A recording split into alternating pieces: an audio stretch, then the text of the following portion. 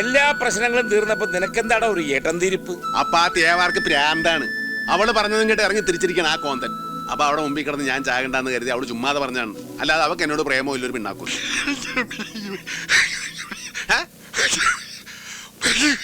പിന്നെ എന്തിനാ പൂങ്കാവനത്തിന്റെ കഴുത്തിൽ താലി കെട്ടിയത് എന്ന്? എടാ, കാണാൻ കൊള്ളാത്തൊരു കുരങ്ങുമാർക്ക് പെണ്ണാണെങ്കിൽ നീ താലി കെട്ടി വാശി തീർക്കുക ഇല്ല. 4 തെറി പറഞ്ഞ് അങ്ങാട്ട് വിടും, അല്ലെങ്കിൽ അവളെ ചപ്പക്കുറ്റി കിട്ടുന്ന പൊട്ടിക്കും. വേറെ ആൾക്കാർ നിന്നെ കൊല്ലാൻ വന്നപ്പോ നീ അവിടെ കിടന്ന് ചാകട്ടെ എന്ന് വേണേ നമുക്ക് വിചാരിക്കായിരുന്നു. പക്ഷെ അവള് വിചാരിച്ച ഇല്ല. അതിന്റെ ഒക്കെ അർത്ഥം എന്താണ്? എടാ പിശാശേ, നീയും ശരിയല്ല, അവളും ശരിയല്ല. ചങ്കിലെ സ്നേഹം പുറത്തെറിഞ്ഞ മാനക്കെടാന്ന് വിചാരിക്കുന്ന 2 ശവങ്ങള്. അപ്പൊ അവളൊരു വിളഞ്ഞ വിത്താണ്. അവിടെ മനസ്സിൽ അവൾ എന്താണ് കണക്കൂട്ടി വെച്ചിരിക്കുന്നത് ആർക്കും പറയാൻ പറ്റിയല്ല. നിങ്ങൾ എന്തൊക്കെ പറഞ്ഞാലും ശരി, നടക്കുകയെന്ന് പറഞ്ഞാൽ നടക്കുകയല്ല. ഒന്ന് പോടാ. പറയുന്നത് പരിഭാഷ വേണ്ടേ?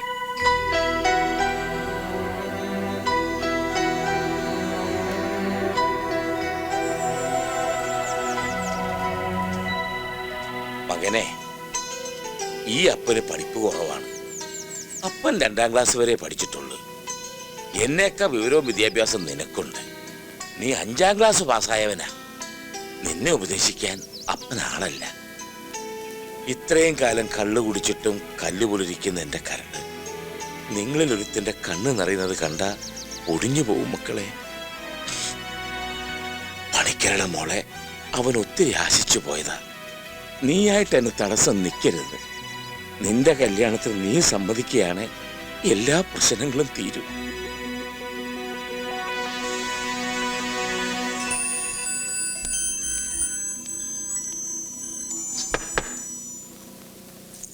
വരുംകാലം മാപ്പിളല്ലേ, അതുകൊണ്ട് ഈ അന്തപുരത്തിലേക്ക് എപ്പോഴെങ്കിലും കയറി വരാല്ലേ. അല്ല, ഞാൻ അറിയാഞ്ഞിട്ട് ചോദിക്കുകയാണ്, എന്താണ് പറു നിന്റെ ഉദ്ദേശം? കല്യാണം ആലോചിച്ച ഒരു ബ്രോക്കർ അങ്ങോട്ട് അയച്ചത് ആളെ കളിയാക്കാനാണ്? അതാ ഒരു മഞ്ഞത്തിരട്ട് കഴുത്തി വീണപ്പോ ആകാശത്ത് പൊട്ടി വീണ നിനക്ക് പറയാമോ? ഇയാളെന്താണോ നാക്കിയിട്ട് ഒരു തരം ഓഞ്ഞ ചിരി? പ്രണയവും സ്വപ്നവും മനസ്സിൽ കൊണ്ട് നടന്നിരുന്ന കാലം ഉണ്ടായിരുന്നു. അതൊക്കെ കഴിഞ്ഞു. അതുകൊണ്ട് തന്നെയാ ഇനി ഒരു വിവാഹം വേണ്ടെന്ന് വെച്ചതും. പക്ഷെ അന്നൊരിക്കൽ പറഞ്ഞില്ലേ, മറ്റുള്ളവരുടെ വഴി മുടക്കിയിട്ട് നിൽക്കുന്ന ഈ ജന്മത്തെക്കുറിച്ച്. ഇനി ഞാനായിട്ട് ആരുടെയും വഴി മുടക്കണ്ടെന്ന് തോന്നി. ഞാൻ കാരണം ജീവിതമില്ലാതെ നിൽക്കുന്ന ആ പെൺകുട്ടിക്ക് ഒരു ജീവിതം ഉണ്ടാകുമെങ്കിൽ, കാലങ്ങളായിട്ടുള്ള എൻ്റെ അപ്പായുടെ ആഗ്രഹം സാധിക്കുമെങ്കിൽ, അങ്ങനെ എല്ലാ പ്രശ്നങ്ങൾക്കും ഒരു പരിഹാരം ആകട്ടെ എന്ന് തോന്നി. അതുകൊണ്ട് വളരെ ആലോചിച്ചിട്ട് തന്നെയാ ഞാൻ ഈ വിവാഹത്തിന് സമ്മതിച്ചത്. എന്റെ കൊച്ച, നീ എന്നെ കുറിച്ച് എന്തറിഞ്ഞിട്ടാണ് ഈ പറയണത്? ചില നേരത്തെ എനിക്ക് തന്നെ എന്റെ സ്വഭാവം പിടിക്കുന്നില്ല. വെറുതെ റെയിലേ കൊണ്ട് തലവെക്കല്ലേ, പീസായി പോവും. എല്ലാ പ്രശ്നങ്ങൾക്കും പരിഹാരമാകുമെന്ന് കരുതി നീ ത്യാഗമൊന്നും ചെയ്യാൻ നിൽക്കണ്ട. ഇത് ത്യാഗമൊന്നുമല്ല, എൻ്റെ ഇഷ്ടമാണ്. ഞാൻ അറിയാതെ എപ്പോഴും എൻ്റെ മനസ്സിൽ തോന്നിയൊരു ഇഷ്ടം. എന്റെ പൊന്നുപിള്ളേ, വെറുതെ മനുഷ്യനെ ഇടങ്ങേറാക്കല്ലേ. ഇപ്പൊ ഞങ്ങൾ വലിയ കുഴപ്പക്കാരൊന്നുമല്ല, ശരി, അധ്വാനിച്ച് ജീവിക്കുന്നവർ തന്നെയാണ്. പക്ഷെ ഞങ്ങളുടെ ഫ്ലാഷ് ബാക്ക് നിനക്ക് അറിയാവോ? ഞങ്ങൾ നാട്ടിൽ 4 പേര് കേട്ടാ ദോഷം പറയാത്ത കള്ളന്മാരാണ്. സത്യം പറയാമല്ല, ഒരു 5-6 പ്രാവശ്യം ജയിലിൽ കിടന്ന് ഉണ്ടേന്ന് തിന്നിട്ടുണ്ട്. അതുകൊണ്ടാണ് ഞാൻ പറയണത്, ഞാൻ നിനക്ക് ചേരണ മാപ്പിളെ അല്ല മകളെ. നിനക്ക് നല്ല കിണ്ണം കാച്ചിയ മണിമണി പോലത്തെ തേവാരി ചെറുക്കന്മാരെ കിട്ടും. അവരെ പിടി, എന്നെ വിട് മകളെ. സുലാൻ, നിൽക്ക്. ബലമായിട്ടാണെങ്കിലും നിങ്ങൾ ആ താലിച്ചരട് എന്റെ കഴുത്തിൽ അണിയിച്ചത് ഞാൻ ആരാധിക്കുന്ന മൂർത്തിയുടെ നടയിൽ വെച്ച. ആ താലിച്ചരട് ഇപ്പോഴും എന്റെ കഴുത്തിലുണ്ട്. ഇനി ഒരു വിധത്തിലും നിങ്ങൾക്ക് എന്നോട് പൊരുത്തപ്പെടാൻ കഴിയുന്നില്ലെങ്കിൽ, നിങ്ങൾ അണിയിച്ച ഈ താലി നിങ്ങൾ തന്നെ അഴിച്ചെടുത്തോളൂ.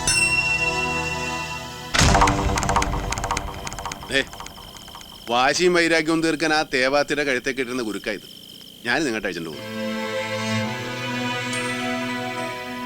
അങ്ങാട്ടും ഇങ്ങോട്ടും ഇഷ്ടപ്പെട്ട് കെട്ടിയാലേ ഇത് താലിയാവുള്ളൂ, അല്ലെങ്കിൽ ഇത് വെറും ചരടാ. അവള് പറയണത് പോലെ എല്ലാ പ്രശ്നങ്ങൾക്കും ഒരു പരിഹാരമാവുമെങ്കിൽ ഈ അതിക്രമം കാണിക്കാൻ ഞാൻ തയ്യാറാണ്. ഇനി നിന്റെ കല്യാണത്തിന് ഞാൻ എതിരുന്നെന്ന് വേണ്ട. നിങ്ങൾ നിശ്ചയിക്കുന്ന ദിവസം ആചാരപ്രകാരം ഈ താലി തന്നെ ഞാൻ അവിടെ കഴുത്തേക്ക് പോരെ.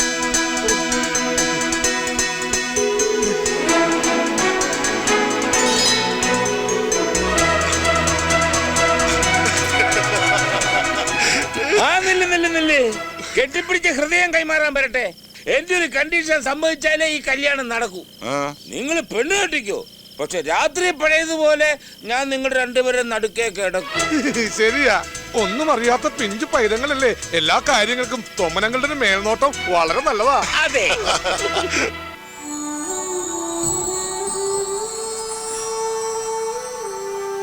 ഇത് നിനക്ക് വേണ്ടി നിന്റെ അമ്മ വാങ്ങിച്ചു വെച്ചിരുന്ന വിവാഹ സമ്മാനം.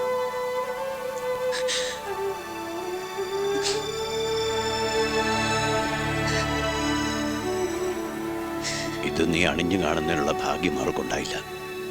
അവളുടെ ആത്മാവ് ഇപ്പൊ സന്തോഷിക്കുന്നുണ്ടാവും. എല്ലാം മംഗളമായിട്ട് നടക്കാൻ പോവല്ലേ.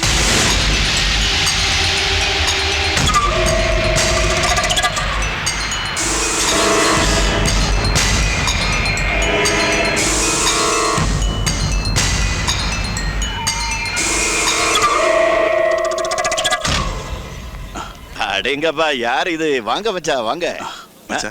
நல்லா இருங்க. ஏய், எல்லாம் உள்ள வச்சுக்கோ. சரிங்க ஐயா. கல்யாண பொண்ணுக்கு பிடிச்ச நிறைய ஸ்வீட்ஸ் இருக்கு, நல்லா சாப்பிடணும். பாட்டிக்கு உடம்பு எப்படி இருக்கு மாமா? வயசாச்சு இல்லையா, அடிக்கடி உடம்பு சரியில்லாம வருது. பூங்காவனம், மாமாவுக்கும் கையால ஒரு சூப்பர் டீ போட்டு எடுத்துட்டு வா. சரி. വാ മച്ചാ. മച്ചാ, ഒരു മുഖ്യமான വിഷയം. എന്നാ? അത് ഈ അവസരത്തിൽ മച്ചാനോട് പറയുന്നത് ശരിയാണോ എന്ന് എനിക്കറിയില്ല. പക്ഷേ അതറിഞ്ഞിട്ടും പറയാതിരുന്ന അത് ഈ കുടുംബത്തോട് ഞാൻ ചെയ്യുന്ന തെറ്റായിരിക്കും. തോട്ടത്തിലെ ഒരു ജോലിക്കാരൻ പറഞ്ഞാൽ ഞാൻ അറിഞ്ഞത്. പിന്നെ അത് ശരിയാണെന്ന് അന്വേഷിച്ചു. അപ്പോൾ എല്ലാം ശരിയാണെന്നാണ് കേട്ടത്. എന്താ? പൂങ്കാവനത്തിൻ്റെ മാപ്പിളെ നാട്ടിൽ അറിയപ്പെടുന്നൊരു കള്ളനായിരുന്നു. അവൻ മറ്റുമല്ല, അവൻ്റെ കൂടെ ഇരിക്കുന്ന ആൾക്കാരും.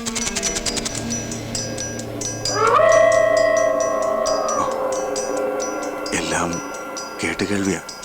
കേട്ടതൊക്കെ ശരിയാണോന്ന് മച്ചാൻ കൂടി ഒന്ന് ആലോചിച്ചിട്ട്. കേട്ടതൊക്കെ ശരിയാ. പണ്ട് അവരങ്ങനെയൊക്കെ ആയിരുന്നു. അവരെപ്പറ്റി അയാൾ തന്നെ അവളോട് എല്ലാം തുറന്നു പറഞ്ഞിട്ടുണ്ട്. വേണമെങ്കിൽ അയാൾക്ക് എല്ലാം മറച്ചു വെക്കാമായിരുന്നു. പക്ഷേ അയാൾ അത് ചെയ്തില്ല. ഇനിയുള്ള ജീവിതത്തിന് ആ ഒരു നന്മ മാത്രം മതിയെന്നാണ് എൻ്റെ മോള് പറഞ്ഞത്. ഒന്ന് തിരിഞ്ഞു നോക്കിയാൽ നമ്മൾ തെറ്റ് ചെയ്യാത്തവരാരാ? ഏതായാലും ഇപ്പം അവർ നല്ലവരാ, അധ്വാനിച്ച് ജീവിക്കുന്നവരാ. അതുകൊണ്ട് കഴിഞ്ഞതൊക്കെ ഞാൻ മനഃപൂർവ്വം അങ്ങ് മറന്നു. മച്ചാന്റെ തീരുമാനം വളരെ നന്നായി. അവളുടെ ഇഷ്ടം, സന്തോഷം. അത് കവിഞ്ഞ് നമുക്കൊന്നും നോക്കാനില്ല. അവള് ഇപ്പോഴെങ്കിലും കല്യാണത്തിന് സമ്മതിച്ചല്ലോ, എനിക്ക് സന്തോഷം.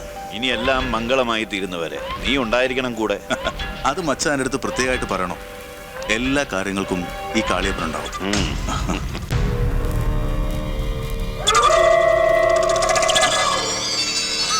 உனக்கு தெரியுமா மாணிக்கா, இந்த ஊர்ல வந்து என் அக்காவை கல்யாணம் കഴിച്ചதுக்கு அப்புறம் ഈ മച്ചാൻ തേവറായത്.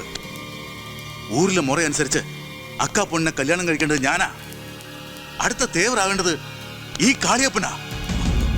എന്നിട്ടിപ്പോ നാനാറായി. കാലങ്ങളായി മനസ്സുക്കുള്ള കൊണ്ടുകിടന്ന പൊണ്ണിന്റെ കല്യാണം നടത്തിപ്പുകാരൻ. താങ്ക മുടിയില്ല മാണിക്ക, താങ്ക മുടിയില്ല. തേവരയ്യെ തീരുമാനിച്ചാ പിന്നെ ആർക്കാ എതിർക്കാൻ പറ്റുന്നേ? ഇന്നലെ വരെ ശത്രുവായി കണ്ടിരുന്ന ഒരാളെ ഇനി അങ്ങോട്ട് ബഹുമാനിക്കാന്ന് പറഞ്ഞാ. ഒരിക്കൽ എന്നെ തോൽപ്പിച്ച് ഇതുപോലൊരു കല്യാണം നടത്താൻ നോക്കിയതാ. എന്നിട്ട് എന്തായി? കല്യാണ ചെക്കൻ കമ്പനി കാസെടുത്ത് ഇന്ത ഊർ വിട്ടേ ഓടിപ്പോയി.